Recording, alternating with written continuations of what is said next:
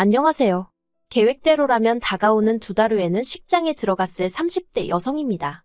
하지만 더 이상 그런 일은 일어나지 않겠지요. 남자친구하고 며칠 전 파혼했으니까요. 저도 결혼 이야기까지 오갈 만큼 진지하게 사귄 남자친구와 이렇게 헤어지게 될 줄은 상상도 못했습니다. 그런데 생각할수록 이건 아니다 싶더라고요. 솔직히 제 얼굴에 침 뱉기 같아서 남자친구와 제 사이에 정확히 무슨 일이 있었던 건지는 주변에 가까운 사람들에게도 털어놓지는 못했어요.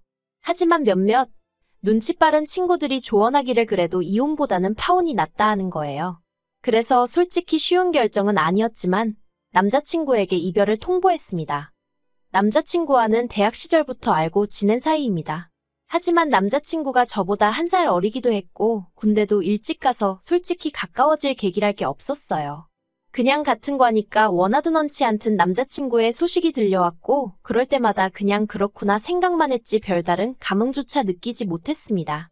하지만 그런 남자친구와 다시 우연한 계기로 연락이 닿았고 그때부턴 왜인지 남자친구가 적극적으로 저에게 다가오더라고요. 그리고 저도 그런 남자친구의 대시가 싫지만은 않았습니다. 그래서 얼마 지나지 않아 진지한 사이로 발전하게 되었네요. 남자친구는 사귄 지 반년도 되지 않아서부터 걸핏하면 저를 떠보듯이 결혼 이야기를 꺼내왔는데 솔직히 저는 그게 남자친구가 얼마나 저를 사랑하는지 표현하는 방법 중 하나라고 생각했어요. 그래서 부담스럽고 그런 마음도 있었지만 한편으론 뭔가 안심이 되었달까요? 특히나 제가 남자친구와 연애를 시작했던 건 제 나이 30도 넘어서였으니 남자친구와 헤어졌다가 다시 다른 누군가를 만나서 새로운 시작을 한다는 건 상상하기도 어려운 일이었지요. 그러다 본격적으로 결혼을 준비하게 된 건 올해 초 남자친구의 아버님이 쓰러지시면서였습니다. 그전까지는 남자친구가 말한 적이 없어서 몰랐는데 알고 보니 남자친구 아버님은 건설 현장에서 근무를 하고 계셨고 그날은 낙상사고를 당하셨던 거예요. 다행히 부상의 정도가 크지는 않았지만 남자친구는 물론이고 어머님도 크게 놀라신 모양이었습니다. 그리고 그 일을 계기로 남자친구는 하루아침에 아버님 어머님이 어떻게 될지도 모른다는 걱정에 몸서리를 치더라고요. 그러면서 하루빨리 결혼해서 자리 잡는 모습을 보여드리고 싶다 하는데 그걸 차마 싫다고 하기가 어려웠네요. 그래서 알겠다 대답 한마디 한 것이 불씨가 되어 순식간에 휘뚜루마뚜루 결혼 준비가 시작되었어요. 그런데 결혼 이야기가 오가기 전까지 솔직히 제가 남자친구에게 말하지 않은 사실이 하나 있었습니다. 그건 바로 제가 2주택자라는 사실이었어요.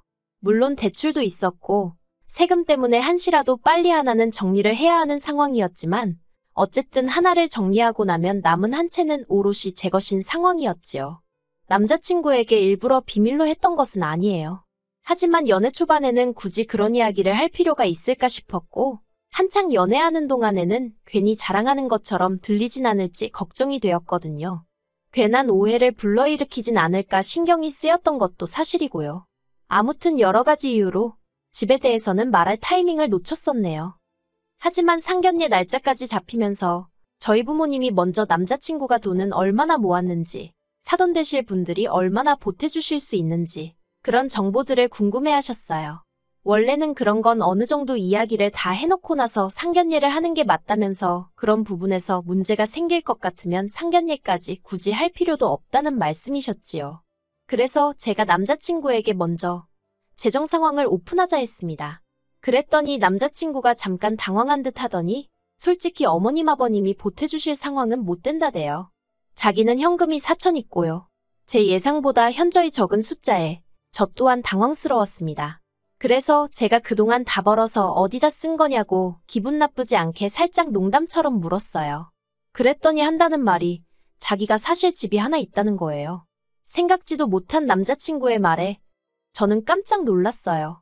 그리고는 기쁜 마음도 잠시, 한편으론 내가 이미 2주택자인데 남자친구도 집이 있으면 세금이 어떻게 되는 건가 그런 생각들이 떠올랐지요. 그런데 그 와중에 제가 표정 관리를 못했는지 남자친구가 문제라도 있는 거냐입니다. 그래서 제가 아니 사실은 나도 집이 2채가 있어 라고 대답했어요. 그랬더니 남자친구가 연신 대박 소리를 외쳐대면서 너무 좋아하더라고요. 그리고 생각할수록 세금이나마나 그래도 없는 것보단 낫다 싶어서 저도 기분이 나쁘지는 않았습니다. 그래서 상견례 분위기도 화기애애하니 좋았어요. 저희 친정어머니가 양쪽 다 집이 있으니 혼수 같은 건 어떻게 하는 게 좋겠냐 물으셨고 어머님 아버님께선 그런 건 애들이 알아서 하게 두자고 하셨거든요. 뭐 이미 남자친구에게 어머님 아버님 두 분 사정은 썩 좋지 않다는 이야기를 들은 상황이었고 저희 부모님께도 어느 정도 귀뜸은 해놓았기에 저희 부모님도 알겠다 하셨지요. 그리고 신혼살림은 제가 남자친구더러 나는 한 채는 전세를 주고 있고 다른 한 채는 팔아야 하는 상황이니 가능하면 당신 집에서 시작했으면 좋겠다 했습니다. 그런데 남자친구가 불편한 표정을 지으며 그건 어려울 것 같다고 하대요. 그래서 제가 당신 집에도 누가 새라도 들어와 있냐 하니까 그건 아닌데 좀 복잡하답니다. 그리고 그때만 해도 저는 남자친구가 그런 꿍꿍이를 가지고 있는 줄은 몰랐어요. 남자친구의 고집으로 일단 세입자가 나가는 대로 제 집에서 신혼살림을 차리기로 이야기가 되었습니다. 그리고는 결혼 준비를 하나씩 해나가기 시작했지요. 그런데 웨딩홀까지 예약하고 막 청첩장을 시키려는 찰나에 남자친구로부터 생각지도 못한 소식을 듣게 되었어요. 그건 바로 남자친구의 하나뿐인 누나에 관한 이야기였지요. 사실 남자친구에게 누나가 있다는 사실은 진작에 알고 있었어요. 왜냐하면 남자친구가 저와 데이트를 하지 않는 주말이면 시조카를 데리고 박물관이며 미술관이며 여기저기 다녔거든요. 저는 속으로 언니 남편은 뭐하고 맨날 내 남자친구가 저러고 다니나 궁금은 했지만 집집마다 말하기 싫은 사정이 있을 수도 있다 싶어서 대놓고 물은 적은 없었습니다. 하지만 저도 나이가 있는데 어느 정도 예상은 하고 있었거든요. 그런데 아니나 다를까 신우는 별거 중이었고 마침내 이혼을 하기로 했던 모양이에요. 남자친구는 그 소식을 저에게 전하며 자기 누나는 이제 어떻게 사느냐고 어린아이처럼 연신 훌쩍거렸어요. 그리고 그때만 해도 남매 간의 우애가 얼마나 좋으면 저렇게 울까 싶어서 제 마음도 편치가 않았지요. 하지만 알고 보니 남자친구 누나의 이혼은 어디서부터 말해야 할지도 모르겠는데 일단 처음이 아니었어요. 헤어지기로 한 남자는 재혼한 남편이었고 이혼 사유는 신우가 첫 번째 남편과 이혼 후에도 지속적으로 만남을 가져왔던 모양입니다. 모 말로는 아이 때문이었다고 하는데 재혼한 남편 입장에서는 아이 때문에 매번 호텔 아니면 모텔에서 만나는 게 말이 되느냐고. 남의 집안일이라서 제가 미주알 고주알 말하기도 좀 그렇긴 한데요. 아무튼 입에 담기 좀 그런 사유로 이혼하게 되었답니다. 이 이야기를 전하면서 제 남자친구는 자기 매형이 속이 좁다면서 욕을 퍼부어대기도 했는데 솔직히 아무리 제가 남자친구랑 결혼을 약속했다지만 남자친구 편을 들기는 좀 그렇더라고요. 아무튼 그렇게 이혼을 하게 되면서 남자친구 누나가 두 번째 남편과의 사이에서 난 애를 키우기로 했다대요. 두 번째 남편이 더는 요만큼도 얽히기 싫다고 했다나요. 하지만 남자친구 누나가 이혼한다고 해서 솔직히 제가 남자친구와 하기로 했던 결혼을 안 할 것도 아니었고 저는 그냥 남자친구 누나 팔자가 사납구나. 안 됐다 그런 생각만 했어요. 그런데 진짜 문제는 남자친구 누나의 이혼이 다가 아니었습니다. 일단 남자친구가 가지고 있던 집은 분양가 1억의 오피스텔이었고요. 더 황당한 건 그걸 그냥 자기 누나한테 주겠다고 하더라고요. 자기 누나가 위자료도 한 푼 못 받고 애하고 몸만 쫓겨나게 생겼는데 그깟 1억이 대수냐 어쩌냐 하면서 그 오피스텔을 통째로 누나한테 주겠다는 거예요. 그 말을 듣고 어이가 없어서 제가 그런 게 어딨냐고 하니까 자기 집인데 왜 안 되냐입니다. 원리 원칙대로 고지고대로 따지면 남편 말이 맞을 수도 있어요. 남편 재산인데 제가 왈가왈부하는 게 말이 안 되지요. 하지만 남자친구가 그 집을 들고 오니까 저도 제 집 2개 들고 가는 거였고 그래서 혼수도 서로 수준에 맞춰서 반반하기로 했는데 갑자기 까놓고 말해서 누가 봐도 제가 손해라면 손해인 결혼이 되게 생겼었으니 솔직히 기분이 좋지가 않았네요. 하지만 남자친구의 억지는 여기서 끝나지 않았습니다. 솔직히 이때만 하더라도 파오는 생각도 못했고 엄두도 나지 않았기에 어떻게든 남자친구의 사정을 제가 이해해보려고 했어요. 까놓고 말해서 남자친구가 처음부터 신우가 이혼하게 되리란 걸 알고 있었을 리도 없고 어떻게 보면 남자친구에게 몹시 난처하고 어려운 상황인데 사랑한다고 결혼까지 약속한 사이에 그걸 이해 못해주고 헤어진다는 게 제 스스로 못된 사람처럼 느껴졌달까요? 그래서 어떻게든 남자친구 입장에서 생각하고 이해해보려 했습니다.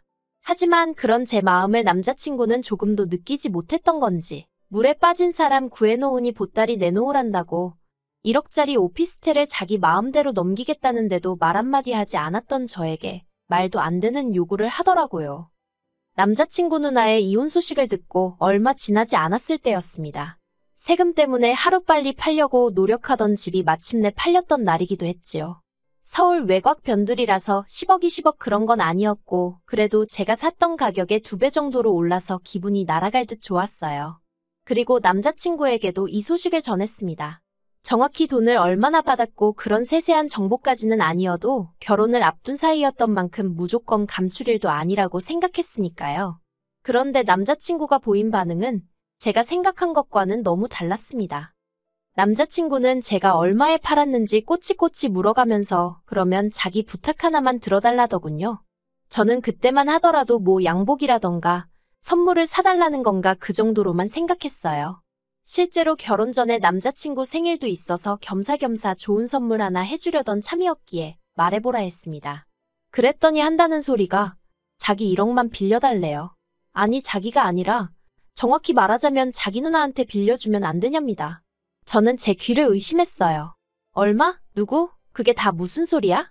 그러자 남자친구가 한다는 말이 자기 누나가 이제 이혼하면 어떻게 살아야 될지 모르겠다면서 스트레스를 많이 받아 한대요.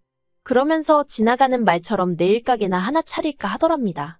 결혼하기 전에 잠깐 네일 학원에 다녔었다나 어쩐다나요. 그래서 자기가 그런 가게 차리는 데는 돈이 얼마나 드냐고 물으니 1억이면 코딱지만한 거라도 하나 할 수 있지 않겠냐고 했다면서 자기를 믿고 자기 누나한테 투자를 좀 해달라나요? 어이가 없어서 더 들을 것도 없다고 안 된다고 했습니다. 원래 남하고 돈 거래 안 한다고요. 그랬더니 남자친구가 이제 곧 결혼할 사이인데 남이라니? 저더러 말을 너무 서운하게 한다고 그러더군요. 그래서 제가 남뿐만이 아니라 가족 간에도 안 한다 당장 우리 엄마하고도 안 한다 했습니다. 그러자 남자친구가 그래도 어머님께서 우리 결혼할 때 얼마 해주신다 하지 않았냐며 그건 돈 거래 아니고 뭐냐대요. 그때부터 저도 슬슬 짜증이 나기 시작했어요. 부모님이 자식 시집장가 갈 때 돈 보태주시는 게 돈거래라는 사람은 처음 봤다고 괜한 억지 쓰지 말라 했습니다. 자기가 무슨 말을 하든 나는 돈은 못 빌려준다고요. 그러자 남자친구가 기껏 한다는 소리가 혹시 자기 누나가 안 갚을까봐 그러냐면서 그러면 자기랑 혼인신고부터 하잡니다. 그러면 하나도 불안할 거 없지 않냐면서 혹시나 나중에라도 자기 누나가 못 갚겠다 배째라 하고 나오면 자기가 대신 제 돈을 갚아주겠대요. 남자친구가 하는 말을 들으면 들을수록 제정신인가 싶었습니다. 결혼하고 부부가 된 다음에 자기가 무슨 수로 제 돈을 갚아주겠다는 건지 막말로 자기가 어디 가서 투잡이라도 뛸 건가 싶대요. 그리고 당장 신혼살림도 제 집에서 차리게 생긴 마당에 제가 미쳤다고 신우될 사람한테 1억씩이나 퍼주고 있겠냐고요. 너무 열받아서 남자친구한테 더 들을 것도 없다고 한마디만 더 하면 결혼 안 하겠다 했습니다. 그러자 남자친구가 노발대발 난리도 아니었어요. 저더러 같은 여자면서 자기 누나가 처한 상황이 이해가 안 되냐면서 다른 것도 아니고 이제 한 가족이니 당장에 먹고 사는 문제라도 해결해 주자는 건데 그리고 돈을 누가 떼먹기라도 한다고 했냐면서 그깟 돈 1억 가지고 유세라며 절 다시 봤다나요? 그런 남자친구의 헛소리를 듣고 있던 제 심정은 겪어보지 않은 사람이라면 상상도 못할 겁니다. 그동안 이런 남자를 내가 만나왔다는 수치심이라고 해야 할지 분노가 치밀어 올랐어요. 그래서 제가 더 말할 것도 없다고 그냥 결혼이고 뭐고 없던 일로 하자 했지요. 그리고 저는 웨딩홀부터 시작해서 예약해두었던 모든 것들을 취소해 나가기 시작했습니다. 어떤 건 남자친구가, 어떤 건 제가 예약을 해서 위약금이니 뭐니 따지고 나니 엇비슷하더라고요. 그래서 그런 건 어쩔 수 없다 하고 넘겼습니다.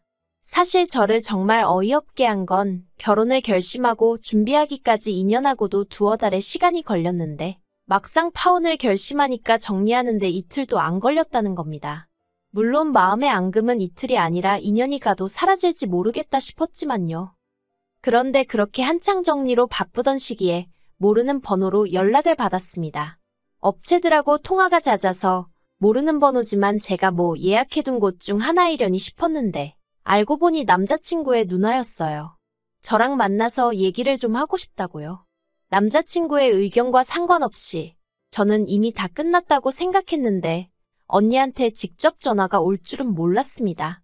그래서 저도 모르게 알겠다고 대답하곤 약속을 잡았네요.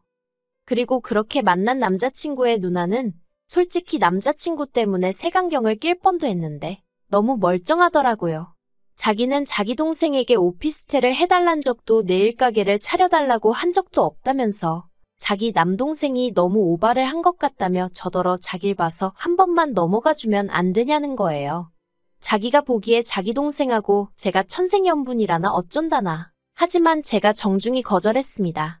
벌써 이런 상황에서도 말 한마디라도 본인이 나서서 해야지. 언니가 이렇게 나온 걸 보라고. 이런 남자를 어떻게 믿고 의지하고 살겠냐고요. 그랬더니 언니도 더는 말을 못한 건지 안 한 건지 아무튼 없었어요.